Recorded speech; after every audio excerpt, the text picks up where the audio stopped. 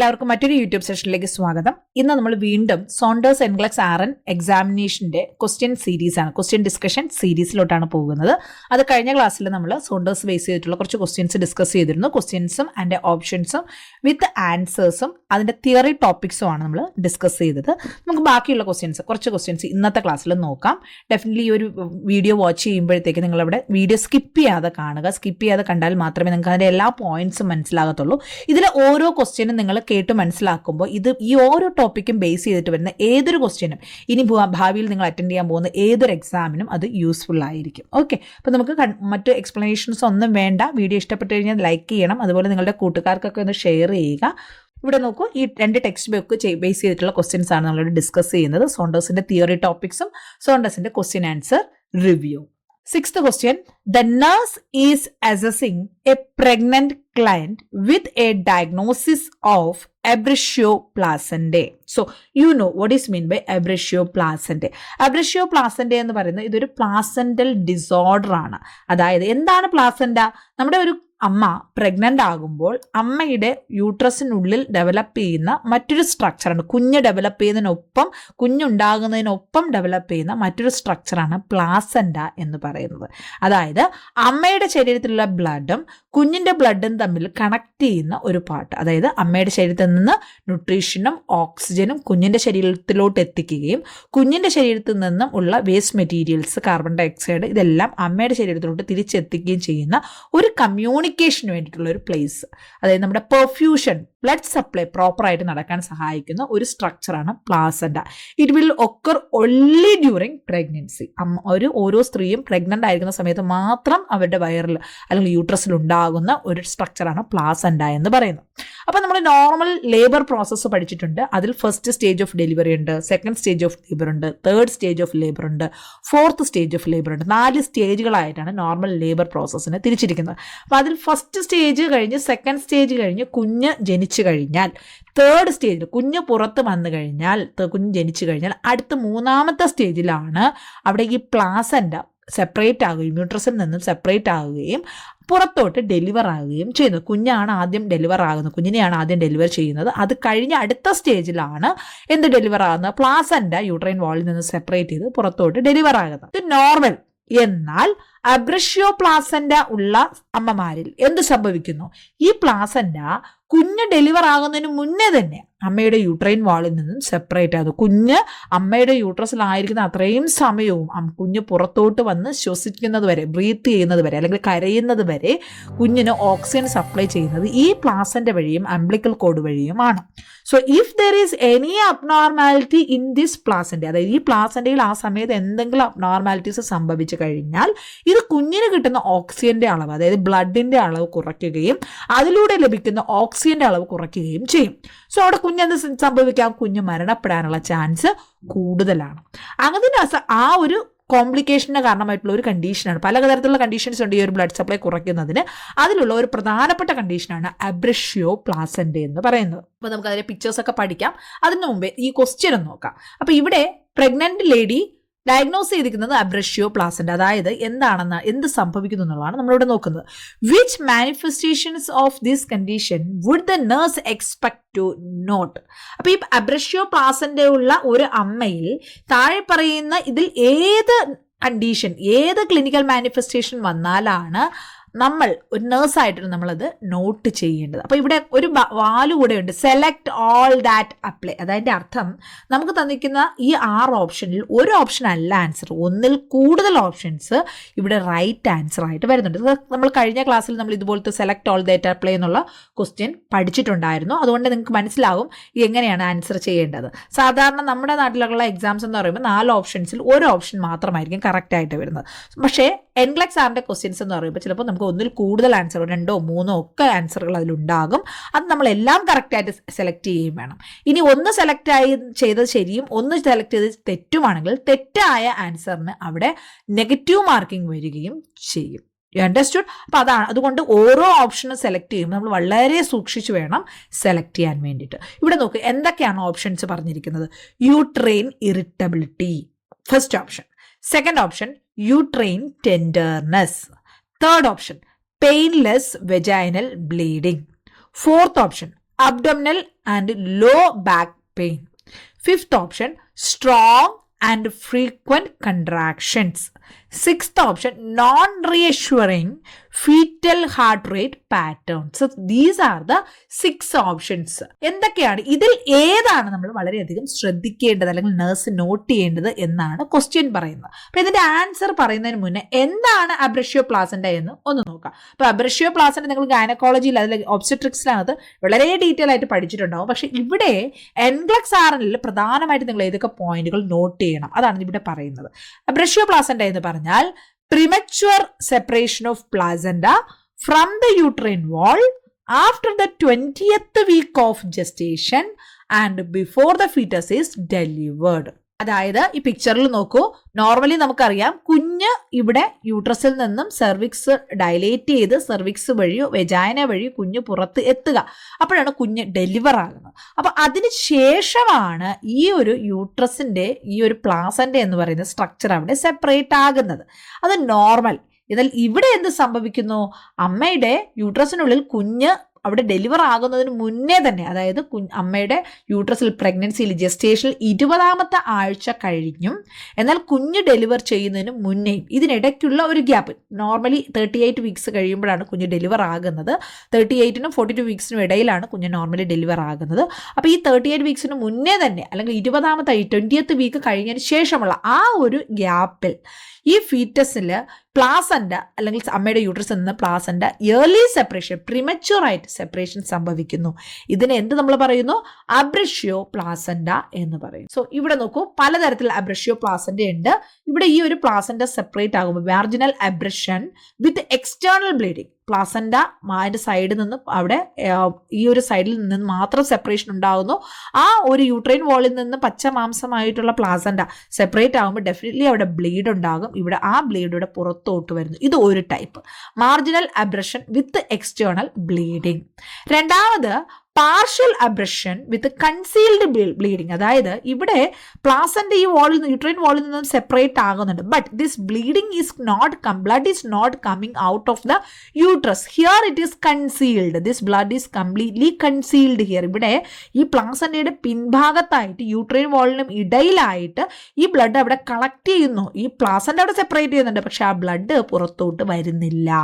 ഇത് രണ്ടാമത്തെ type. Next മൂന്നാമത്തെ ടൈപ്പ് എന്ന് പറയുന്നത് complete abruption with concealed bleeding. ഇവിടെ പാർഷ്യൽ അബ്രഷൻ ആയിരുന്നെങ്കിൽ ഇവിടെ കംപ്ലീറ്റ് അബ്രഷൻ, കംപ്ലീറ്റ്ലി പ്ലാസന്റ ഇവിടുന്ന് സെപ്പറേറ്റ് ആകുന്നുണ്ട്. But still that bleeding, that blood is not coming out of the uterus. Everything is concealed here. Here this blood is collected behind the uterus, behind the placenta in the uterus. These are the 3 main types of abrasio placenta. We know abrasio placenta means it's a premature separation of the placenta. കാലാവധി സമയമാകുന്നതിന് മുന്നേ തന്നെ placenta uterine വാളിൽ നിന്ന് separate ആകുന്നതിനെയാണ് അബ്രഷ്യോ placenta എന്ന് പറയുന്നത്. ഒന്ന്, അവിടെ ഈ ഒരു പ്ലാസന്റയുടെ സൈഡാണ് ആ ഒരു അവിടെ ഒരു സെപ്പറേഷൻ ഉണ്ടാകുന്നത്, അബ്രഷൻ ഉണ്ടാകുന്നത്, അല്ലെങ്കിൽ ആ ഒരു ഏർലി സെപ്പറേഷൻ ഉണ്ടാകുന്നത്. അവിടെ നിന്നുണ്ടാകുന്ന ബ്ലീഡിങ് അവിടെ പുറത്ത് എക്സ്റ്റേണലി വെജൈന വഴി പുറത്തോട്ട് വരികയും ചെയ്യുന്നു. That is first type. രണ്ടാമത് ഒന്ന് പാർഷ്യലി അബ്രക്ഷൻ, പാർഷ്യലി മാത്രം അത് സെപ്പറേറ്റ് ചെയ്യുന്നു, പക്ഷെ അവിടെയുള്ള ബ്ലീഡിങ് അല്ലെങ്കിൽ ബ്ലഡ് എന്ന് പറയുന്നത് പുറത്തോട്ട് വരുന്നില്ല, അവിടെ തന്നെ കൺസീൽഡ് ആകുകയാണ്. That is partial abruption with concealed bleeding. Next മൂന്നാമത് കംപ്ലീറ്റ് അബ്രക്ഷൻ, അതായത് പ്ലാസന്റ കംപ്ലീറ്റ്ലി അവിടെ യൂട്രൈൻ വാളിൽ നിന്ന് സെപ്പറേറ്റ് ആകുന്നുണ്ട്, but still that blood is not coming out of the uterus. It will be concealed behind the placenta. That is third type. So these are the 3 types. ഇനി next നമ്മളിത് assess ചെയ്യുമ്പോൾ ഈ അബ്രഷ്യോ placenta ഉണ്ടെങ്കിൽ എന്തൊക്കെ signs and symptoms ആണ് അവിടെ കാണുന്നത്? Dark red vaginal bleeding അവിടെ ഉണ്ടാകുക. If the bleeding is high in the uterus or is minimal, there can be absence of visible blood. അതായത് നമ്മുടെ ഫസ്റ്റ് ടൈപ്പിലാണെങ്കിൽ എക്സ്റ്റേണലി ബ്ലീഡിങ് ഉണ്ടാകും, നമുക്ക് വെജൈനൽ ബ്ലീഡിങ് ഇവിടെ കാണാൻ പറ്റും. എന്നാൽ അടുത്ത 2 ടൈപ്പിൽ കൺസീൽഡ് ആവുമ്പോൾ ബ്ലീഡിങ് അവിടെ നമുക്ക് പുറത്ത് കാണാൻ പറ്റത്തില്ല. പക്ഷേ ബ്ലീഡിങ് കാണുന്നതാണെങ്കിൽ അത് ഡാർക്ക് റെഡ് ആയിട്ടുള്ള വെജൈനൽ ബ്ലീഡിംഗ് ആണ് നമുക്ക് അവിടെ കാണാൻ പറ്റുന്നത്. Next one, uterine pain. യൂട്രൈൻസിന് അവിടെ ഡെഫിനറ്റ്ലി പ്ലാസന്റ അവിടെ യൂട്രൈൻ വാളിൽ നിന്നും സെപ്പറേറ്റ് ആകുമ്പോൾ അമ്മയ്ക്ക് വേദന അനുഭവപ്പെടും, ടെൻഡർനെസ് ഉണ്ടാകും, പെയിനും ടെൻഡർനെസ്സും രണ്ടും അവിടെ ഉണ്ടാകും. So now this is the second symptom. Third one, uterine rigidity. Uterus ഭയങ്കര ഹാർഡായിട്ട് റിജിഡ് ആയിട്ട് മാറുന്നു. Severe abdominal pain. അതുപോലെ കുഞ്ഞിന് ആവശ്യത്തിനുള്ള ബ്ലഡ് കിട്ടാതെ, കുഞ്ഞിനവിടെ ഓക്സിജൻ കിട്ടാതെ ഫീറ്റസ് ഡിസ്ട്രസ് ആകുന്നു. ചിലപ്പോൾ അവിടെ ഷോക്കിൻ്റെ സിംറ്റംസ്, അമ്മയിൽ ഒരുപാട് ബ്ലീഡിങ് സംഭവിച്ച് ബ്ലീഡിങ് എക്സസീവായിട്ട് മാറുകയാണെങ്കിൽ ഷോക്കിൻ്റെ സൈൻസ് ആൻഡ് സിംറ്റംസും അവിടെ കാണാം. അപ്പോൾ അങ്ങനെയാണെങ്കിൽ എന്തൊക്കെ ഇൻ്റർവെൻഷൻസ് ആണ് നമ്മൾ അവിടെ ചെയ്യേണ്ടത്? First one, monitor the client's vital signs. അമ്മയുടെയും കുഞ്ഞിൻ്റെയും വൈറ്റൽ സൈൻസ് നമ്മൾ അവിടെ നോക്കണം. അമ്മയുടെ പേഷ്യൻ്റെ വൈറ്റൽ സൈൻസും അതുപോലെ തന്നെ ഫീറ്റസ് ഹാർട്ട് റേറ്റ് രണ്ടും മോണിറ്റർ ചെയ്യുക. രണ്ടുപേരും ജീവനോടെ സുരക്ഷിതമായിരിക്കുക എന്നുള്ളത് നമ്മുടെ ആവശ്യമാണ്. അമ്മയുടെയും കുഞ്ഞിൻ്റെയും ഹാർട്ട് റേറ്റ് നോക്കുക.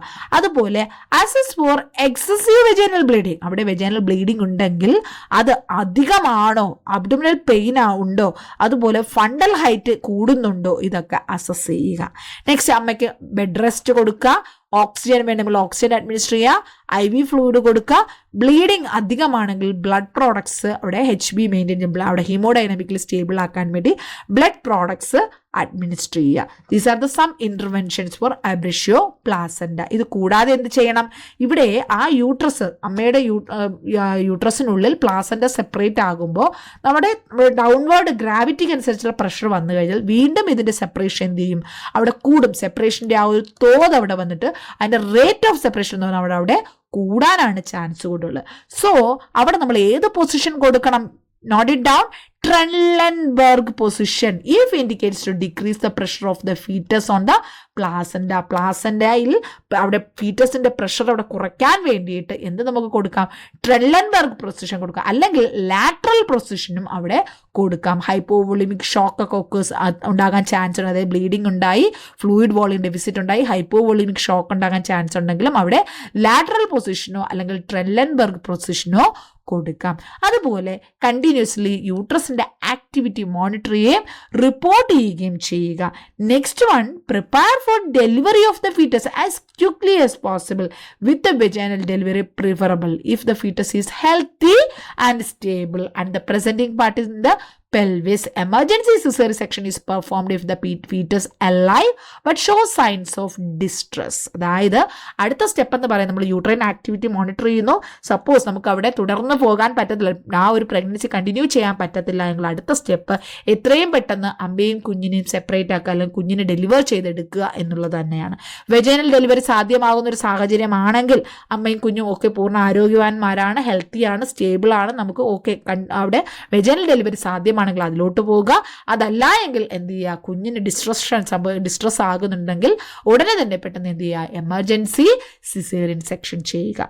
നെക്സ്റ്റ് സെയിം ടൈം ഈ ഒരു കോംപ്ലിക്കേഷൻസ് അബ്രഷ്യോ പ്ലാസൻഡ ഉണ്ടാകുമ്പോൾ നമ്മളവിടെ പോസ്റ്റ് പാർട്ടം പീരീഡിൽ, പോസ്റ്റ്നേറ്റൽ പീരീഡിൽ DICയുടെ സിംറ്റംസ്, ഡിസമിനേറ്റഡ് ഇൻട്രോവാസ്കുലർ കൊയാഗുലേഷൻ ഉണ്ടാകാനുള്ള ചാൻസ് അവിടെ കൂടുതലാണ്. അതിൻ്റെ സൈൻസ് ആൻഡ് സിംറ്റംസ് എന്തെങ്കിലും ഉണ്ടോ എന്ന് മോണിറ്റർ ചെയ്യാം. So these are the some points we should note it down in abruptio placenta. ഇനി നമുക്ക് ക്വസ്റ്റ്യനിലോട്ട് പോകാം, ക്വസ്റ്റ്യൻ്റെ ആൻസറിലോട്ട് പോകാം. ഇവിടെ നോക്കൂ, first option, second option, fourth option, sixth option, ഇങ്ങനെ 4 ഓപ്ഷൻസ് ഇവിടെ കറക്റ്റാണ്. ഒന്ന്, യൂട്രസിൽ നിന്നും പ്ലാസൻഡ സെപ്പറേറ്റ് ആകുമ്പോൾ ഡെഫിനറ്റ്ലി യൂട്രസ് ഇറിറ്റബിൾ ആകും, യൂട്രസിൽ വേദന, ടെൻഡർനെസ് ഉണ്ടാകും, അതുപോലെ തന്നെ abdominal and lower back pain ഉണ്ടാകും, അതുപോലെ non reassuring fetal heart rate pattern, അതായത് ഒരു കൃത്യതയില്ലാത്ത, ഒരു എന്താ പറയുക, തൃപ്തികരമല്ലാതെയുള്ള, നമുക്ക് ഒരിക്കലും അഷ്യൂർ ചെയ്യാൻ പറ്റാത്ത തരത്തിലുള്ള ഫീറ്റസിൻ്റെ ഹാർട്ട് റേറ്റ് വരും. കാരണം അവിടെ അമ്മയിൽ നിന്ന് കുഞ്ഞിലോട്ടുള്ള ബ്ലഡ് സപ്ലൈ ഇവിടെ കുറവാണ്. സോ ഡെഫിനറ്റ്ലി നോൺ റീഅഷ്യൂറിംഗ് ആയിട്ടുള്ള ഫീറ്റൽ ഹാർട്ട് റേറ്റ് പാറ്റേൺ ആയിരിക്കും നമുക്കവിടെ കാണാൻ പറ്റുന്നത്. എന്നാൽ മറ്റു സിംറ്റംസ് എന്തൊക്കെയാണ് ഇവിടെ പറഞ്ഞ ഓപ്ഷൻസ്? പെയിൻലെസ് ആയിട്ടുള്ള വെജൈനൽ ബ്ലീഡിംഗ് ആണോ? അല്ല, there will be painful vaginal bleeding. Okay, understood. Painless ഇവിടെ അല്ല കാണപ്പെടുന്നത്, അത് പ്ലാസൻഡ പ്രീവിയലാണ് പെയിൻലെസ് ആയിട്ടുള്ള വെജൈനൽ ബ്ലീഡിംഗ് ആണത്. ഇവിടെ പെയിൻഫുൾ ആയിട്ടുള്ള വെജൈനൽ ബ്ലീഡിംഗ് ആണ് കാണുന്നത്. അതുപോലെ ഇവിടെ കൺട്രാക്ഷൻസ് ഒന്നും കാണത്തില്ല. കാരണം ഇവിടെ ഒരു ഒരു അബ്രഷ്യോ പ്ലാസൻഡ എന്ന് പറയുന്നത് ഡെലിവറിയുടെ പ്രോസസ്സുമായിട്ട് യാതൊരു ബന്ധവുമില്ല. ഇവിടെ സ്ട്രോങ് ഫ്രീക്വൻറ്റ് കൺട്രാക്ഷൻ ഉണ്ടാകുമെന്ന് പറയുന്നത് wrong ആണ്. So these 2 options are wrong. Patient will be having uterine irritability because of the abrasio placenta. Patient will be having uterine tenderness, and patient will be having abdominal pain, and patient will be having lower back pain, and fetus heart rate pattern will be non-reassuring. നമുക്ക് ഉറപ്പിച്ചങ്ങനെ stable and non reassuring ആയിട്ടുള്ള heart റേറ്റും ആയിരിക്കും നമുക്ക് അവിടെ കാണാൻ പറ്റുന്നത്. So this is the right answer of 6th question.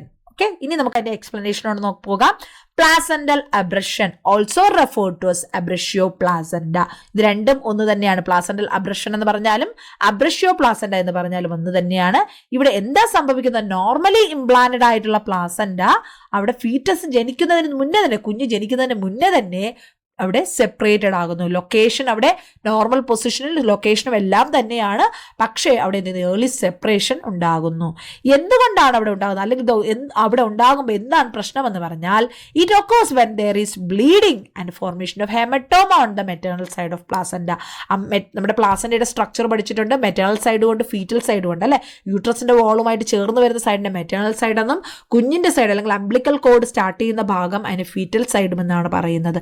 അവിടെ maternal സൈഡിൽ അവിടെ സെപ്പറേഷൻ ഉണ്ടാകുന്ന സ്ഥലത്ത് അവിടെ ഹെമറ്റോമ ഉണ്ടാകാൻ ചാൻസ് ഉണ്ട്.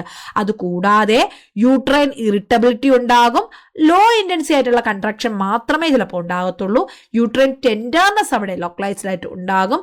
അതുപോലെ അബ്ഡോമിനൽ പെയിൻ ഉണ്ടാകും, ലോവർ ബാക്ക് പെയിൻ ഉണ്ടാകും, പെയിൻഫുൾ വെജൈനൽ ബ്ലീഡിംഗ് ഉണ്ടാകും. High uterine resting tone identified by the use of intrauterine pressure catheter. അതുകൂടാതെ ഫീറ്റസിന് നോൺ റിയഷറിംഗ് ആയിട്ടുള്ള ഫീറ്റൽ ഹാർട്ട് റേറ്റും, ചിലപ്പോൾ ഹൈപ്പോവോളിമിക് ഷോക്കിന്റെ സിംറ്റംസ് ഉണ്ടാകാം, ചിലപ്പോൾ കുഞ്ഞ് മരണപ്പെടാം, ആവശ്യത്തിന് ബ്ലഡ് കിട്ടാതെ ഫീറ്റൽ ഡെത്ത് സംഭവിക്കാം. Painless vaginal bleeding is sign of placenta praevia. ഈ ഒരു പോയിന്റ് കൂടെ നോട്ട് ചെയ്യുക. നമുക്ക് ഇതുപോലെ മറ്റൊരു ക്വസ്റ്റ്യൻ വരും, പ്ലാസെന്റ പ്രീവിയ റിലേറ്റഡ് ആയിട്ടുള്ള ക്വസ്റ്റ്യൻസ് വരുമ്പോൾ അവിടെ മനസ്സിലാക്കുക, ദെയർ വിൽ ബി പെയിൻലെസ്, വേദന കുറഞ്ഞ അല്ലെങ്കിൽ വേദന ഇല്ലാത്ത തരത്തിലുള്ള വെജൈനൽ ബ്ലീഡിംഗ് കാണപ്പെടുന്നത് പ്ലാസെന്റ പ്രീവിയയിലാണ്. ഇവിടെ അബ്രഷ്യോ പ്ലാസെന്റയിൽ പെയിൻഫുൾ വെജൈനൽ ബ്ലീഡിംഗ് ആണ് ഉണ്ടാകുന്നത്. So now you understood what are the symptoms to be noted in case of abruptio placenta. Understood? Next ക്വസ്റ്റ്യനിലോട്ട് പോകാം. The nurse is caring for a client diagnosed with herniated lumbar intervertebral disc. Herniated എന്ന് പറഞ്ഞാൽ എന്താണ്? Protruded ആയിട്ടുള്ള ഒരു correct എവിടെയാണോ ഇരിക്കേണ്ടത് അവിടെ നിന്ന് മറ്റൊരു സ്പേസിലോട്ട് പ്രൊട്രൂഡ് നിൽക്കുന്നതിനെയാണ് ഹെർണിയേഷൻ എന്ന് പറയുന്നത്. അപ്പൊ ഈ ഹെർണിയേറ്റഡ് ലംബാർ ഇന്റർവെർട്ടിബ്രൽ ഡിസ്ക് എന്ന് പറഞ്ഞാൽ എന്താണ്? ലംബാർ വെർട്ടിബ്രയില് ഇന്റർവെർട്ടിബ്രൽ, നമ്മുടെ വെർട്ടിബ്രകൾക്കിടയിൽ എന്തുണ്ട്? ഇന്റർവെർട്ടിബ്രൽ ഡിസ്ക് ഉണ്ട് അല്ലെ, കാർട്ടിലേജ് കൊണ്ട് നിർമ്മിച്ച ഇന്റർവെർട്ടിബ്രൽ ഡിസ്ക് ഉണ്ട്. അപ്പൊ അത് ലംബാർ റീജിയനിലുള്ള ഇന്റർവെർട്ടിബ്രൽ ഡിസ്ക് അത് നോർമൽ പൊസിഷനിൽ നിന്നും പ്രൊട്രൂഡ് ചെയ്ത് പുറത്തോട്ട് ഹെർണിയേറ്റ് ചെയ്ത് നിൽക്കുന്നു. അങ്ങനെയുള്ള പേഷ്യന്റിന് ഡെഫിനറ്റ്ലി അവിടെ എന്തുണ്ടാവും? ലോവർ ബാക്ക് പെയിൻ ഉണ്ട്. എന്തുകൊണ്ടാണ് അവിടെ ബാക്ക് പെയിൻ ഉണ്ടാകുന്നത്? ഈ നോർമൽ പൊസിഷൻ അല്ലാതെ പ്രൊട്രൂഡ് ചെയ്ത് നിൽക്കുന്ന ഡിസ്ക് അതിന്റെ സറൗണ്ടിങ് ആയിട്ടുള്ള നെർവ്സിനെ എന്ത് ചെയ്യും? കംപ്രസ് ചെയ്യും. സ്പൈനൽ നെർവ്സിനെ അവിടെ അല്ലെങ്കിൽ സ്പൈനൽ കോഡിനെ അവിടെ കംപ്രസ് ചെയ്യും. ചെറുതായിട്ടൊന്ന് ടച്ച് ചെയ്താൽ മതി, നമുക്ക് സഹിക്കാൻ പറ്റാത്ത വേദന അവിടെ ഉണ്ടാകും. So definitely that patient, herniated lumbar disc ഉള്ള പേഷ്യൻസിന് ലോവർ ബാക്ക് പെയിൻ ഉണ്ടാകും. So in this case, which position would the nurse place the client into minimize the pain? ഈ ഒരു ഹെർണിയേറ്റഡ് ആയിട്ടുള്ള ഡിസ്ക് ഉള്ള പേഷ്യന്റ്, അതും ലംബാർ റീജിയനിൽ ഹെർണിയേറ്റഡ് ഡിസ്ക് ഉള്ള പേഷ്യൻസിന് ഈ വേദന കുറയ്ക്കാൻ വേണ്ടി, ലോവർ ബാക്ക് പെയിൻ ഉള്ള പേഷ്യന്റ് വേദന കുറയ്ക്കാൻ വേണ്ടി ഏത് പൊസിഷൻ കൊടുക്കാം? ഫസ്റ്റ് ഓപ്ഷൻ, അവിടെ ഏത് എന്നുള്ളത് കൊടുത്തിരിക്കുന്നുണ്ട്, വിച്ച് എന്നുള്ളത് കൊടുത്തിരിക്കുന്നുണ്ട്. നമുക്ക് മനസ്സിലാക്കാൻ ഇതിൽ നിന്ന് ഒരു ഓപ്ഷൻ മാത്രമാണ് കറക്റ്റ് എന്നുള്ളത്. എക്സാക്ട്ലി ഏതാണ് ആൻസർ അത് മാത്രം സെലക്ട് ചെയ്യുക. ഫസ്റ്റ് ഓപ്ഷൻ, സുപ്പൈൻ വിത്ത് നീ ഫ്ലെക്സ് സ്ലൈറ്റ്ലി റേസ്ഡ്. നിവർന്ന് സുപ്പൈൻ പൊസിഷനിൽ കിടക്കുക, നീസ് സ്ലൈറ്റ്ലി റേസ് ചെയ്ത് വെക്കുക, അതായത് നമ്മുടെ കാൽമുട്ട് പതുക്കെ റേസ് ചെയ്ത് വെക്കുക. Second one, high Fowler's position with foot of the bed flat. High Fowler's position നമ്മൾ സിറ്റിംഗ് കറക്റ്റ് 90 ഡിഗ്രീസ് പൊസിഷനിൽ ഹൈ ഫൗളേഴ്സ് പൊസിഷനിൽ ഇരിക്കുക. With the foot of the bed എന്ത് ചെയ്യുക? ഫ്ലാറ്റ്, നമ്മുടെ കാലിന്റെ ഭാഗം ഫ്ലാറ്റ് ആയിട്ട് ബെഡിൽ വെക്കുക. മൂന്നാമത് സെമി ഫൗളേഴ്സ് പൊസിഷൻ, അതായത് നമുക്കറിയാം 45 ഡിഗ്രി ആംഗിളിൽ ഹെഡ് ആൻഡ് എലിവേറ്റ് ചെയ്യുന്നു. ഫുട്ട് ഓഫ് ദ ബെഡ് എന്ന് പറയുന്നത് ഫ്ലാറ്റുമാണ്. അടുത്തത് semi Fowler's position with the knees slightly raised. Semi Fowler's position തന്നെ 45 ഡിഗ്രി ഹെഡ് ആൻഡ് റേസ് ചെയ്തിട്ട് നീസ് അവിടെ നിന്ന് കാൽമുട്ട് ഒന്ന് കറക്റ്റ് സ്ലൈറ്റ്ലി അവിടെ റേസ് ചെയ്തിരിക്കുന്നു. These are the 4 options. അപ്പോൾ ലോ ബാക്ക് പെയിൻ ഉള്ള പേഷ്യൻ്റ് ആണ്. അങ്ങനെയാണെങ്കിൽ ഏത് പൊസിഷനാണ് നമ്മൾ അവിടെ മെയിൻറ്റെയിൻ ചെയ്യേണ്ടത്? That is semi Fowler's position with knees slightly raised. അവിടെ കാൽമുട്ട് മടക്കി സ്ലൈറ്റ്ലി റേസ് ചെയ്യുമ്പോൾ അവിടെ ഈ ഒരു ഹെർണിയേറ്റഡ് ആയിട്ടുള്ള ലംബാർ ഡിസ്ക് ഏത് നെർവിലാണോ കംപ്രസ് ചെയ്യുന്നത് അതിൽ നിന്നും ആ പ്രഷർ അങ്ങ് അവിടെ റിലീസ് ചെയ്യുകയും നമുക്ക് കുറച്ച് വേദന കുറവായിട്ട് ഫീൽ ചെയ്യുകയും ചെയ്യും. ആ ഒരു നെർവ്സിൽ കംപ്രസ് ചെയ്യുന്നത് കൊണ്ടാണ് നമുക്ക് വേദന അനുഭവപ്പെടുന്നത്. So when we are doing knees slightly raised, this pressure on the nerves will be reduced and this will lead lower back pain reduction. Okay, നമ്മുടെ lower back pain അവിടെ കുറയുന്നതിന് കാരണമാവുകയും ചെയ്യുന്നു. Okay, so this is fourth option is correct. Clients with a low back pain are often more comfortable in the semi-fowler's position with the knees raised sufficiently to flex the knees. ഈ ഒരു position എന്ത് പറയുന്നു? Williams position എന്നാണ് പറയുന്നത്. So അത് അങ്ങനെയും ചിലപ്പോൾ എൻഗ്ലക്സിന് ചോദിക്കാം, അല്ലെങ്കിൽ നമ്മുടെ നോർസെറ്റ് പോലുള്ള എക്സാംസിന്, നിംഹാൻസ് പോലുള്ള എക്സാംസിന്, അല്ലെങ്കിൽ നമ്മുടെ നാട്ടിലെ ഗവൺമെൻറ് DHS DME എക്സാംസ്, ആർമിയുടെ എക്സാംസ്, അങ്ങനെ പല എക്സാംസിനും എന്ത് ചെയ്യുന്നുണ്ട്, സെൻട്രൽ ഗവൺമെൻറ്റും സ്റ്റേറ്റ് ഗവൺമെൻറ്റുമായിട്ടുള്ള പലതരത്തിലുള്ള നഴ്സിംഗ് എക്സാംസിനും ഇതുപോലുള്ള ക്വസ്റ്റ്യൻസ് വരാറുണ്ട്. ചിലപ്പോൾ അവിടെ നിങ്ങൾ വില്യംസ് പൊസിഷൻ എന്നുള്ള ഒരു പേരായിരിക്കും കേൾക്കുന്നത്. അതിൽ നിന്ന് മനസ്സിലാക്കുക, patient will be in semi-fowler's position with the knees raised sufficiently to flex the knees. In that position, patient will be getting reduction of lower back pain. This relaxes muscles of the lower back and releases pressure on the spinal nerve root. I told you, ഈ ഒരു position അവിടെ എന്ത് ചെയ്യുന്നു, spinal nerve റൂട്ടിലുള്ള ആ ഒരു pressure അവിടെ കുറയ്ക്കുകയും അത് നമുക്ക് പെയിൻ കുറയ്ക്കുന്നതിന് കാരണമാവുകയും ചെയ്യുന്നു. Keeping the blood flat or lying in a supine position with the knees raised would excessively stretch the lower back pain. നമ്മളവിടെ സുപ്പൈൻ പൊസിഷനിൽ കിടന്നിട്ട് ആ കാലുകൾ, നമ്മൾ കാൽമുട്ടുകൾ മടക്കുന്ന നീസ് ഫ്ലെക്സ് ചെയ്യുന്നത് കൊണ്ട് നമുക്ക് ഒരു ഗുണവുമില്ല.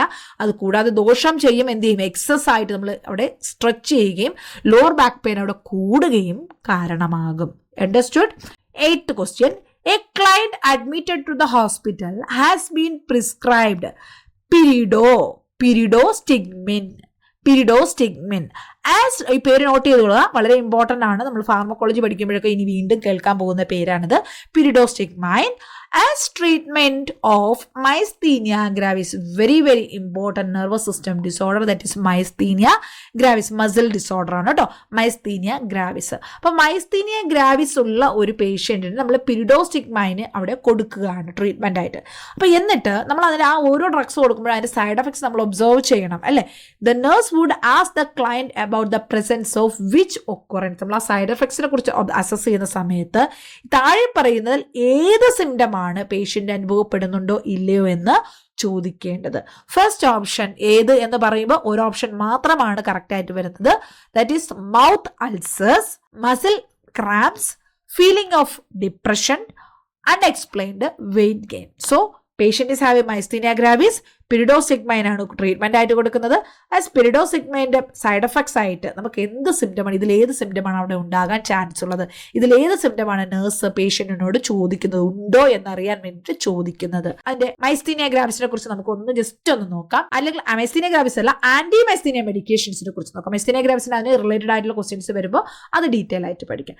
ആന്റി മൈസ്തീനിക് മെഡിക്കേഷൻസ്, അതായത് മൈസ്തീനിയ ഗ്രാവിസ് ഉള്ള പേഷ്യൻസിന്റെ അതിന്റെ ട്രീറ്റ്മെന്റ് ആയിട്ട് കൊടുക്കുന്ന മെഡിക്കേഷൻസിനെയാണ് ആന്റി മൈസ്തീനിക് മെഡിക്കേഷൻസ് എന്ന് പറയുന്നത്. ഇതിൽ ആന്റി മൈസ്തീനിക് മെഡിക്കേഷൻസ് എന്ന് പറയുന്നതിനേക്കാളും മറ്റൊരു പേര് നിങ്ങൾക്ക് കുറച്ചുകൂടി ഫെമിലിയർ ആയിരിക്കും. അതായത് ആന്റി കോളിനെസ്റ്ററൈസ് മെഡിസിൻസ് അല്ലെങ്കിൽ ആന്റി കോളിനെസ്റ്ററൈസ് മെഡിക്കേഷൻസ്. ഇതാണ് ആ മെഡിസിൻസിന്റെ, ആ കാറ്റഗറി ഓഫ് മെഡിസിൻസിന്റെ പേര്. Anti cholinesterase medications. Note it down.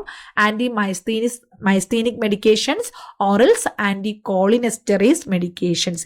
ഈ ആന്റി കോളിനെസ്റ്ററൈസ് മെഡിക്കേഷൻസ് എന്തിനു സഹായിക്കുന്നു? To relieve muscle weakness. Myasthenia gravis ഉള്ള പേഷ്യൻസിന് മസിൽ വീക്ക്നെസ് ആണ് ഉണ്ടാകുന്നത്. ആ മസിൽ വീക്ക്നെസ് അവിടെ റിലീവ് ചെയ്യാൻ മൈസ്തീനിയ ഗ്രാവിസിൽ ഈ ഒരു മെഡിക്കേഷൻ സഹായിക്കുന്നത്. എങ്ങനെയാണ് ആ ഒരു മസിൽ വീക്ക്നെസ് റിലീവ് ചെയ്യുന്നത്? Blocking acetyl choline break down. Acetylcholine നശിക്കുന്നത് തടയുന്നതിലൂടെയാണ് ഈ മെഡിക്കേഷൻസ് അവിടെ വർക്കൗട്ട് ചെയ്യുന്നത്.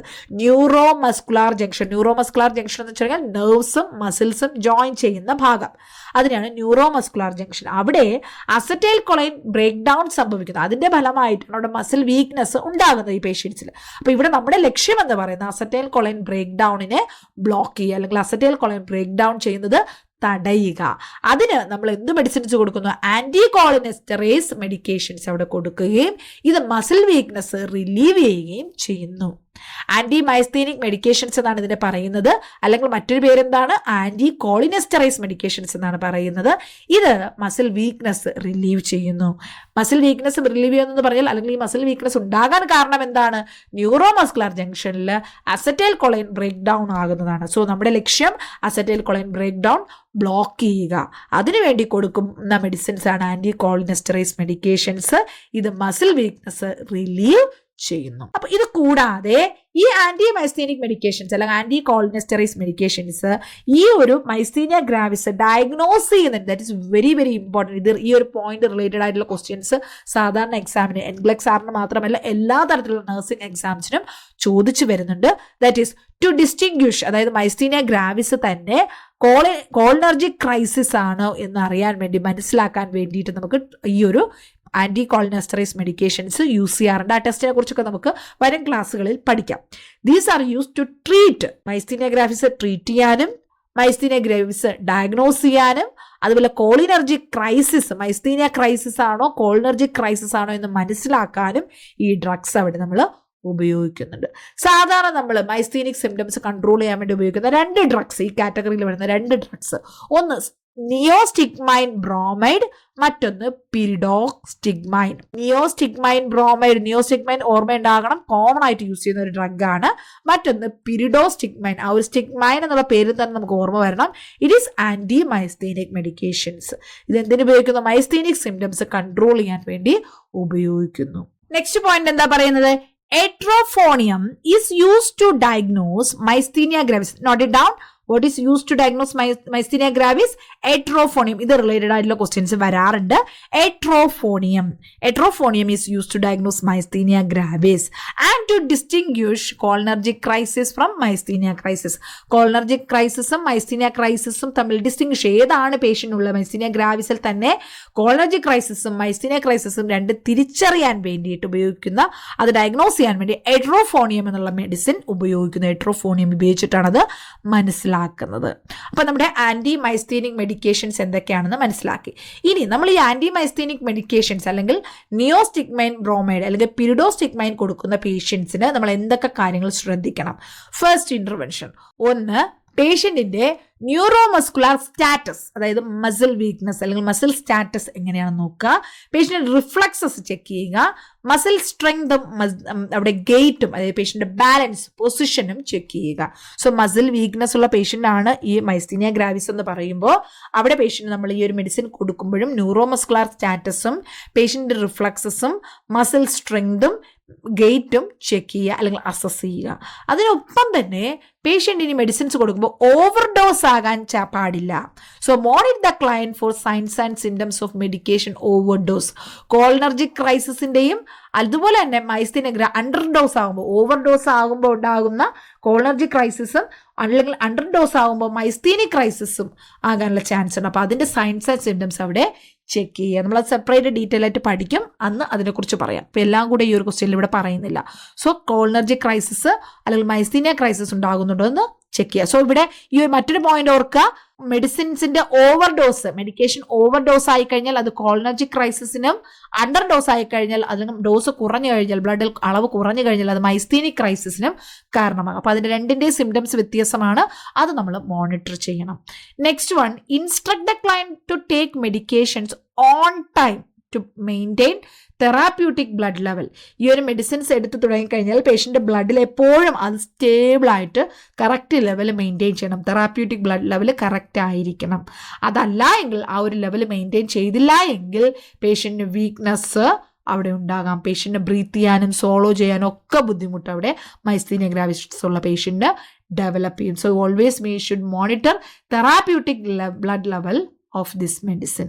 Next one, instruct the client to take medication with a small amount of water or small amount of food to prevent gastrointestinal symptoms. നമ്മൾ ഈ medications കൊടുക്കുമ്പോൾ neostigmine ബ്രോമൈഡോ പിരിഡോസ്റ്റിഗ്മൈനോ ഒക്കെ കൊടുക്കുമ്പോൾ വെറും വയറ്റിൽ നമ്മൾ ആഹാരമൊന്നും കൊടുക്കരുത്. കുറച്ച് ആഹാരത്തിനൊപ്പം അത് കഴിക്കാൻ പറയുക. ഇല്ല എങ്കിൽ അവിടെ എന്തുണ്ടാകും, അസിഡിറ്റി ഉണ്ടാവുകയും ഗ്യാസ്ട്രോ ഇൻറ്റസ്റ്റൈനൽ സിംറ്റംസ് ഡെവലപ്പ് ചെയ്യുന്നത് കാരണമാവുകയും ചെയ്യും. Next one, instruct the client to eat a meal 45 to 60 minutes after taking medications to decrease the risk of aspiration. അതുപോലെ തന്നെ കുറച്ച് ഫുഡിലാണ് നമ്മൾ കഴിക്കുന്നത്. അത് കഴിഞ്ഞ് ഈ ഒരു മസിൽ വീക്ക്നെസ് ഉള്ളത് കൊണ്ട് എന്താ അവിടെ ചിലപ്പോൾ സ്വോളോയിങ് ഡിഫിക്കൽറ്റി ഉണ്ടാകാം, ആസ്പിറേഷൻ ഉണ്ടാകാൻ ചാൻസ് ഉണ്ട്. അതുകൊണ്ട് തന്നെ എന്ത് ചെയ്യുക, ആഹാരം മെഡിസിൻസ് എടുത്തു കഴിഞ്ഞ് 3/4 മണിക്കൂർ മുതൽ 1 മണിക്കൂർ വരെ കഴിഞ്ഞ് ആഹാരം കഴിക്കാൻ പറയുക. നെക്സ്റ്റ്, ഈ മെഡിസിൻസ് കഴിക്കുന്ന പേഷ്യൻസിന് എപ്പോഴും മെഡിക് അലേർട്ട് ബ്രേസ്ലെറ്റ്, അതായത് ഈ ഒരു പേഷ്യൻറ്റിനെ ഈസിലി ഡയഗ്നോസ് ചെയ്യാൻ വേണ്ടിയിട്ട് instruct the client to wear medic alert bracelet. Next, note the antimyasthenic therapies lifelong therapy. അതുകൂടാതെ നമ്മൾ മറ്റൊരു കാര്യം കൂടി മനസ്സിലാക്കണം, നമുക്ക് ഒരിക്കലും ഇത് സ്റ്റോപ്പ് ചെയ്യാൻ പറ്റുന്നതല്ല, നമ്മളത് ലൈഫ് ലോങ് ആയിട്ട് യൂസ് ചെയ്യേണ്ടതാണ്. മരുന്നുകൾ ഈ മെഡിസിൻസ് കൊടുത്താൽ മാത്രം പോരാ, അതിൻ്റെ സിംറ്റംസ് ഇമ്പ്രൂവ് ചെയ്യുന്നുണ്ടോ എന്നുള്ളത്, ഡ്രഗിൻ്റെ എഫക്റ്റീവ്നെസ് ഇവാലുവേറ്റ് ചെയ്യുക. അതുപോലെ പെട്ടെന്ന് ലൈക്ക് എമർജൻസി സിറ്റുവേഷൻസ് എന്തെങ്കിലുമൊക്കെ ആണെങ്കിൽ അവിടെ നമുക്ക് അട്രോപ്പിൻ സൾഫേറ്റ്, ഹാർട്ട് റേറ്റ് പെട്ടെന്ന് കുറയാൻ ചാൻസ് ഉണ്ട്. കോളിനർജി ക്രൈസിസിലൊക്കെ ആണെങ്കിൽ ഹാർട്ട് റേറ്റ് പെട്ടെന്ന് കുറയാൻ ചാൻസ് ഉണ്ട്. സോ അവിടെ എപ്പോഴും അട്രോപ്പിൻ സൾഫേറ്റ് കയ്യിൽ ഉണ്ടാകണം. എപ്പോഴും എമർജൻസി റെസിസ്റ്റേഷൻ എക്യുപ്മെൻറ്റ്സ് എല്ലാം റെഡി ആയിരിക്കണം. അട്രോപ്പിൻ സൾഫേറ്റ് അവിടെ ഉണ്ടായിരിക്കണം. സോ അതവിടെ ആൻറ്റിഡോട്ടായിട്ട് ചിലപ്പോൾ അവിടെ ചോദിക്കാം. നിയോസ്റ്റിഗ്മൈൻ വരുമ്പോൾ ആ നിയോസ്റ്റിഗ്മൈൻ കൊടുക്കുന്ന പേഷ്യൻ്റ് ഏത് മെഡിസിനാണ് നമ്മുടെ കയ്യിൽ എപ്പോഴും അവിടെ കയ്യിൽ സ്റ്റോർ ചെയ്തിട്ടുണ്ടാകേണ്ടത്, അതേതാണ്? അട്രോപ്പിൻ സൾഫേറ്റ് ആണ്. Because there is a chance for arrest, അതോടെ ഹാർട്ട് റേറ്റ് കുറയാനുണ്ടാകാനുള്ള ചാൻസ് ഒക്കെ കൂടുതലാണ്. സോ അവിടെ അട്രോപ്പിൻ സൾഫേറ്റ് എപ്പോഴും കയ്യിലുണ്ടാകണം. So these are the points you should remember about antimyasthenic medications. അതുകൂടാതെ ഇവിടെ കോളർജി ക്രൈസിസിൻ്റെ സിംറ്റംസ് ഒക്കെ കൊടുത്തിട്ടുണ്ട്. നമുക്ക് അതിൻ്റെ കുറിച്ചുള്ള ടോപ്പിക്സ് വരുന്ന സമയത്ത് അത് കൂടുതലായിട്ട് ഡിസ്കസ് ചെയ്യാം. ഓക്കെ, അപ്പോൾ ആൻസർ ഇവിടെ എന്താണ് പറയുന്നത്? മസിൽ ക്രാംസ്, മൗത്ത് അൾസേഴ്സ് അല്ല. കാരണം നമ്മൾ പ്രോപ്പറായിട്ട് മെഡിസിൻസ് അവിടെ കൊടുത്തിട്ടുണ്ടെങ്കിൽ മെഡിക്കേഷൻ കൊടുക്കുമ്പോൾ അവിടെ മൗത്ത് അൾസേഴ്സ് ഒന്നും ഉണ്ടാകത്തില്ല. ഗ്യാസ്ട്രോ ഇൻറ്റെസ്റ്റൈനൽ സിംറ്റംസ് ഉണ്ടാകും, പക്ഷെ നമ്മളവിടെ ചെറിയ ആഹാരത്തിനൊപ്പം കുറച്ച് ആഹാരത്തിനൊപ്പം കഴിച്ചാൽ അവിടെ ഗ്യാസ്ട്രോ ഇൻറ്റെസ്റ്റൈനൽ പ്രോബ്ലംസ് ഒന്നും ഉണ്ടാകത്തില്ല. ഫീലിംഗ് ഓഫ് ഡിപ്രഷനോ വെയിറ്റ് ഗെയിനോ ആയിട്ട് ഇവിടെ യാതൊരു ബന്ധവുമില്ല. This myasthenia gravis completely related to muscle weakness. So there will be muscle cramps in case of pyridoxtigmine treatment. അല്ലെ, അവിടെ ചിലപ്പോൾ കോളിനർജി ക്രൈസിസ് എന്തെങ്കിലും ഉണ്ടെങ്കിൽ അവിടെ എന്ത് ചെയ്യുക, pyridoxtigmine കാരണം മസിൽ ക്രാംസ് ഡെവലപ്പ് ചെയ്യാൻ ചാൻസ് ഉണ്ട്. അപ്പോൾ അതുകൊണ്ട് അത് നമ്മളെപ്പോഴും ഒബ്സർവ് ചെയ്യണം. Next question, a client who experienced a fractured right angle, അതായത് റൈറ്റ് ആംഗിളിൽ ഫ്രാക്ചർ ആയിട്ടുള്ള ഒരു പേഷ്യൻ്റ് ഷോർട്ട് ആയിട്ടുള്ള ലെഗ് കാസ്റ്റ് അവിടെ എമർജൻസി ഡിപ്പാർട്ട്മെന്റിൽ അപ്ലൈ ചെയ്തു ആ ഭാഗത്ത്. During discharge teaching, which information would the nurse provide to the client to prevent complication? Which information? That means only one information to be given to patient while discharging to prevent complications ഒന്നും വരാതിരിക്കാൻ വേണ്ടി ഒരു information നമ്മൾ അവിടെ പറഞ്ഞു കൊടുക്കണം. അത് എന്താണ്? Trim the rough edges of the cast after it is dry. Cast apply ചെയ്തിട്ടുണ്ട്, അതിൻ്റെ എഡ്ജസ് ഡ്രൈ ആയി കഴിയുമ്പോൾ ജസ്റ്റ് ഒന്ന് ട്രിം ചെയ്ത് വിടുക. ഇതാണോ? അടുത്തത്, weight bearing on the right leg is allowed once the cast feels dry. Cast apply ചെയ്ത് അത് ഡ്രൈ ആയി കഴിയുമ്പോൾ നിങ്ങൾക്ക് ആ കാല് എത്ര വെയിറ്റ് വേണമെങ്കിലും എടുക്കുന്നതിന് ഉപയോഗിക്കാം. അതാണോ? നെക്സ്റ്റ് മൂന്നാമത്, expect burning and tingling sensation under the cast for 3 to 4 days. എവിടെയാണോ ഫ്രാക്ചർ ആയത് അവിടെ ലെഗ് കാസ്റ്റ് അപ്ലൈ ചെയ്തിട്ടുണ്ട്. കാസ്റ്റ് അപ്ലൈ ചെയ്തെടുത്ത് ചിലപ്പോൾ 3-4 ദിവസത്തേക്ക് ഒരു ബേണിംഗ് സെൻസേഷനും ടിംഗ്ലിംഗ് സെൻസേഷനും ഒക്കെ എക്സ്പെക്റ്റഡ് ആയിട്ടുള്ള കാര്യമാണ്. ചിലപ്പോൾ അങ്ങനത്തെ സിംറ്റംസ് ഡെവലപ്പ് ചെയ്യാം. Next fourth option, keep the right angle elevated above the heart level with the pillows for 24 hours. Cast apply ചെയ്തു, ഈ റൈറ്റ് ലെഗിലാണ് കാസ്റ്റ് അപ്ലൈ ചെയ്തത്, അത് ഹാർട്ട് ലെവലിനേക്കാൾ ഉയർത്തി 24 മണിക്കൂർ പ്ലേസ് ചെയ്യുക, പില്ലോയുടെ സഹായത്തോടുകൂടി ഉയർത്തി വയ്ക്കുക. ഇതിലേതാണ് കറക്റ്റ് ആൻസർ? ലെഗ് കാസ്റ്റ് ആണ് അപ്ലൈ ചെയ്തിരിക്കുന്നത്. So what is our aim? To prevent swelling, അതായത് നമ്മുടെ ഈ വൂണ്ട് അല്ലെങ്കിൽ ഫ്രാക്ചർ ഉണ്ടായ ഭാഗത്ത് സ്വെല്ലിംഗ് ഉണ്ടാകാൻ ചാൻസ് ഉണ്ട്. അത് തടയാൻ വേണ്ടിയിട്ട് ഹാർട്ട് ലെവലിനേക്കാൾ ഉയരത്തിൽ ഈ കാല് ഉയർത്തി വെക്കുക. അത് പില്ലോ വെച്ചിട്ടോ മറ്റെന്തെങ്കിലും ഹാങ്ങിങ് ഡിവൈസസ് ഉപയോഗിച്ചിട്ടോ ഒക്കെ നമുക്ക് ചെയ്യാവുന്നതാണ്. So leg elevation is important to increase venous return and decrease oedema. നമ്മളിങ്ങനെ ലെഗ് എലിവേറ്റ് ഉയർത്തി വെക്കുന്നത് കൊണ്ട് കാലിലോട്ടുള്ള ബ്ലഡ് സപ്ലൈ കുറച്ച് വീനസ് റിട്ടേൺ അവിടെ തിരിച്ചുള്ള റിട്ടേൺ അവിടെ കൂട്ടുകയും അങ്ങനെ എഡിമ സ്വെല്ലിംഗ് ഒന്നും വരാൻ നമുക്ക് നോക്കാൻ പറ്റുകയും ചെയ്യും. ഇല്ല എങ്കിൽ അവിടെ ഫ്രാക്ചർ ഉണ്ടായ ഭാഗത്ത് എന്തുണ്ടാകും? കമ്പാർട്ട്മെന്റ് സിൻഡ്രോം, അവിടെ ഫ്ലൂയിഡ് കൂടുതലായിട്ട് അടിഞ്ഞുകൂടി സ്വെല്ലിംഗ് ഉണ്ടായി കമ്പാർട്ട്മെന്റ് സിൻഡ്രോം ഉണ്ടാകാൻ, അതായത് ഫ്രാക്ചറിന്റെയും കാസ്റ്റിങ്ങിന്റെയും ഒക്കെ ഒരു മേജർ കോംപ്ലിക്കേഷൻ ആണ് compartment syndrome. Client and family of the petal the cast to prevent skin irritation and breakdown, but the rough edges if trimmed can fall into cast and cause break in the skin integrity. ചിലപ്പോൾ ഈ നമ്മൾ ഒരു trim ചെയ്യാൻ ശ്രമിച്ചു കഴിഞ്ഞാൽ അവിടെ ആ ഒരു പ്രശ്നങ്ങൾ ചിലപ്പോൾ ഉണ്ടാകാൻ ചാൻസ് ഉണ്ട്. So we should not go for trimming. Weight bearing on a fractured extremity is prescribed by the physician during follow-up examination. ആദ്യം നമ്മൾ ഫ്രാക്ചർ ആയ ഉടനെ തന്നെ നമ്മളത് ആ കാൽ വീണ്ടും ഉപയോഗിക്കാൻ പറയത്തില്ല. അവിടെ നന്നായിട്ട് അത് ഫിക്സ് ആയി ഹീലായതിനു ശേഷം മാത്രമാണ് അത് നന്നായിട്ട് ഉപയോഗിക്കുന്നത്. അതുപോലെ തന്നെ ക്ലയൻറ്റ് മേ ഫീൽ ഹീറ്റ്. അവിടെ കാസ്റ്റ് അപ്ലൈ ചെയ്യുന്ന സമയത്ത് അവിടെ എന്ത് ചെയ്യാം?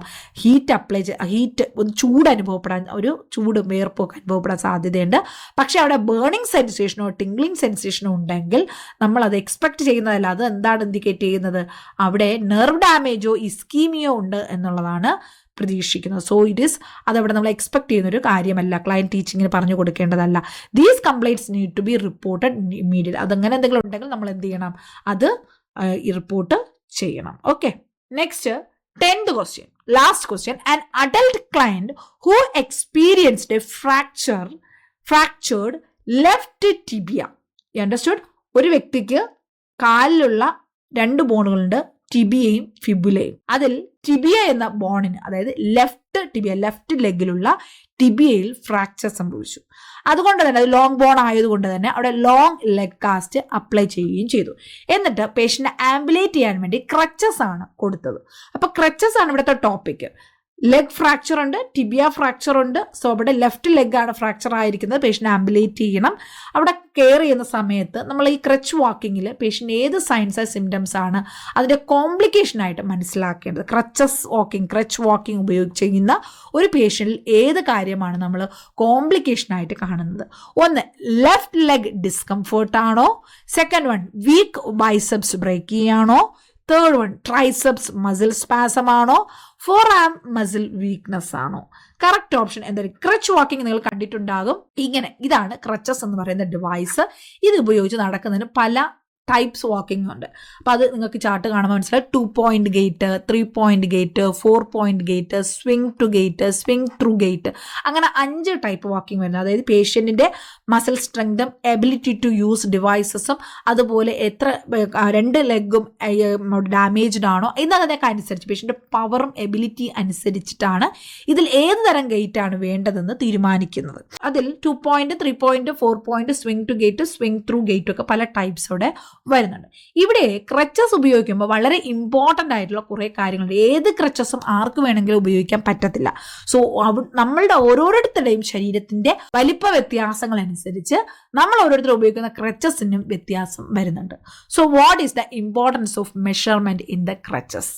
And accurate measurement of the client for crutches is very important because incorrect measurement could damage brachial plexus. നമ്മുടെ കറക്റ്റ് ആയിട്ട് മെഷർമെന്റ് അല്ലാതെയുള്ള ക്രച്ചസ് ആണ് നമ്മൾ ഉപയോഗിക്കുന്നത്. ബ്രേക്കിയൽ പ്ലെക്സസിനെ അത് ഡാമേജ് ചെയ്യാം. The distance between the axilla and the arm pieces on the crutches should be 2 to 3 finger width in the axilla space. അതായത് ആക്സില്ലയും ആ വ്യക്തിയുടെ ആക്സില്ലയും ഇതിൻ്റെ ആംപീസ് എന്ന് പറയുന്നത് ഇതാണ്. ആംപീസും തമ്മിലുള്ള വ്യത്യാസം 2-3 ഫിംഗർ വിഡ്ത്ത് അവിടെ ഉണ്ടായിരിക്കണം. That is first point. Second one, elbow should be slightly flexed. ഇവിടെ എൽബോ സ്ട്രെയിറ്റ് അല്ല, പതുക്കെ ഒന്ന് ഏകദേശം ഒരു 30 ഡിഗ്രി ഫ്ലെക്സ് ചെയ്തിരിക്കുകയാണ് നമ്മളിവിടെ ഈ ഒരു ക്ലച്ചസ് പിടിക്കേണ്ടത്. അപ്പോൾ ചിലപ്പോൾ ഒന്നും നോട്ട് ചെയ്യേണ്ട പോയിന്റാണ്, എക്സാമിന് ചോദിക്കാറുണ്ട്. മറ്റൊന്ന്, when ambulating the client stand on the affected side. എവിടെയാണോ പേഷ്യൻ്റ് എഫക്റ്റഡ്, റൈറ്റ് സൈഡ് ആണോ ലെഫ്റ്റ് സൈഡ് ആണോ എഫക്റ്റഡ് ആയിട്ടുള്ള ആ സൈഡിൽ നമ്മൾ സപ്പോർട്ടായിട്ട് നിൽക്കുക. അത് കഴിഞ്ഞിട്ട് instruct the client never to rest the axilla on the axillary bar. ഈ ആക്സിലറി ബാറിൽ ഒരിക്കലും ആക്സില്ല പ്രഷർ കൊടുത്ത് റെസ്റ്റ് ചെയ്യരുത്. Instruct the client look up and outward when ambulating and place the crutches 6 to 10 inches diagonally in front of the foot. കാലിന് ഫ്രണ്ടില് ഡയഗണലായിട്ട് 6 മുതൽ 10 inch വരെ ഫ്രണ്ടിലോട്ടായിട്ടാണ് diagonally നമ്മൾ ഈ ക്രച്ചസ് പ്ലേസ് ചെയ്യേണ്ടത്. അതായത് ഇവിടെ ആൾ നിൽക്കുന്നു, ഇങ്ങനെയും ഇങ്ങനെയും ഇവിടെ 2 ക്രച്ചസ് ഈ രീതിയിലാണ് പ്ലേസ് ചെയ്യേണ്ടത്. അതുപോലെ തന്നെ ഹാൻഡിൽ എന്തെങ്കിലും നംനെസ്സോ ടിംഗ്ലിംഗ് സെൻസേഷനോ കാണുന്നുണ്ടെങ്കിൽ ആംബുലേഷൻ അവിടെ അപ്പോഴും സ്റ്റോപ്പ് ചെയ്യുക. കാരണം അത് ഇൻഡിക്കേറ്റ് ചെയ്യുന്നത് നമ്മുടെ കയ്യിൽ എന്തോ മസിൽസിന് എന്തോ ഇഞ്ചുറി അല്ലെങ്കിൽ പ്രോബ്ലം പറ്റിയിട്ടുണ്ട് എന്നുള്ളത്. അതായത് കമ്പാർട്ട്മെന്റ് സിൻഡ്രോം ആണ് നമ്മളവിടെ സസ്പെക്ട് ചെയ്യുന്നത്. So if there is any weakness in the muscle weakness in the forearm, we should ask them to stop crutch walking. Compartment syndrome ആണത് ഇൻഡിക്കേറ്റ് ചെയ്യുന്നത്. ഓക്കെ, നമ്മുടെ മസിൽസിൽ കമ്പാർട്ട്മെന്റ് സിൻഡ്രോം ഉണ്ടാകുമ്പോഴാണ് എന്ത് ചെയ്യുന്നത്, ഈ ഒരു പെയിൻ അവിടെ അല്ലെങ്കിൽ ഫോർആം മസിൽ വീക്ക്നെസ് അവിടെ ഉണ്ടാകുന്നത് while using crutch. Okay, so we should ask them to stop using crutch. Okay, this is right answer. 10 question ആണ് നമ്മൾ ഡിസ്കസ് ചെയ്ത്. 6000-ലധികം ക്വസ്റ്റ്യൻസ് നമുക്ക് ഈ ഒരു സെഷനിൽ തന്നെ ഡിസ്കസ് ചെയ്യാനുണ്ട്. ആദ്യമായിട്ടുള്ള സെഷൻ ആയതുകൊണ്ട് ഒരുപാട് ലെങ്തി ആയിട്ട് പോകാം. നമുക്ക് കുറേശ്ശെ ഒന്ന് ഈ ഒരു ട്രാക്കിലോട്ട് വരാം.